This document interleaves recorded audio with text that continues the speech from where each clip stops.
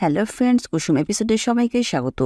কুসুমের প্রচেষ্টায় এবার মা ছেলের মান অভিমান ভাঙ্গার পালা। হ্যাঁ বন্ধুরা, কুসুম সিরিয়ালে আগামী পর্বে আপনারা এমনটাই দেখতে চলেছেন।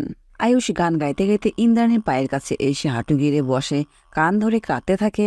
মা, আমাকে ক্ষমা করে দাও মা, এই ভুল আমি আর কখনো করব না।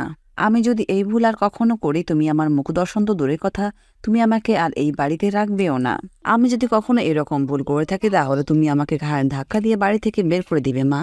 আর এই কথা শোনা মাত্রই ইন্দ্রাণী গাঙ্গুলি দাঁড়িয়ে বলে উঠে, তুমি উঠে দাঁড়াও আয়ুষ, আমি কখনো তোমাকে মাথা নত করার মতো শিক্ষা দেইনি।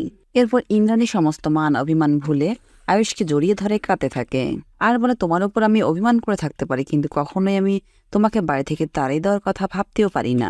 আয়ুষ, তুমি যত বড় ভুল করো না কেন, তোমার মা তোমাকে এভাবেই চিরকাল ভালোবেসে যাবে। তুমি কি ভেবেছো তোমার মা তোমার উপর অভিমান করেছে বলে তোমাকে ভালোবাসতে ভুলে গেছে? কখনো এটা মনে করো না। তখনই আয়ুষ বলে ওঠে, মা তুমি আগে বলো, তুমি আমাকে ক্ষমা করে দিয়েছো? আয়ুষ বলে, মা সে সময় দাঁড়িয়ে আমার মাথা কোনো কাজ করছিল না, তাই কোনটা ঠিক কোনটা ভুল আমি বুঝতে পারিনি। যেটা ঠিক মনে হয়েছে সেটাই করেছি, আর এটা পরবর্তীতে কি আকার ধারণ করবে সেটা আমি কখনোই ভাবিনি। এই কথা বলা মাত্রই আয়ুষের চোখের জল ইন্দ্রাণী গাঙ্গুলি নিজের হাতে মুছে দিয়ে আয়ুষকে জড়িয়ে ধরে অঝরে কাঁদতে থাকে।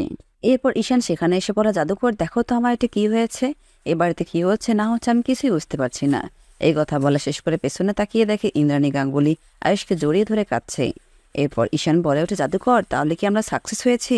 কুসুম বলে ওঠে, হ্যাঁ ঈশান সাহেব, মা ছেলের মানবিমান আর কতদিন থাকবে? একদিন না একদিন মিলন হবার কথাই তো ছিল, তাই না?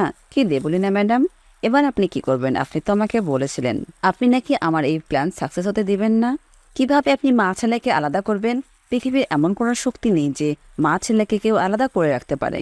তো বন্ধুরা, আজ তাহলে এ পর্যন্তই। পরবর্তী ভিডিওগুলো পেতে আমাদের টলি স্টোরি টাইম চ্যানেলের পাশে থাকুন আর আপনাদের সুন্দর মতামত আমাদের কমেন্ট বক্সে কমেন্ট করে জানাবেন। ধন্যবাদ সবাইকে।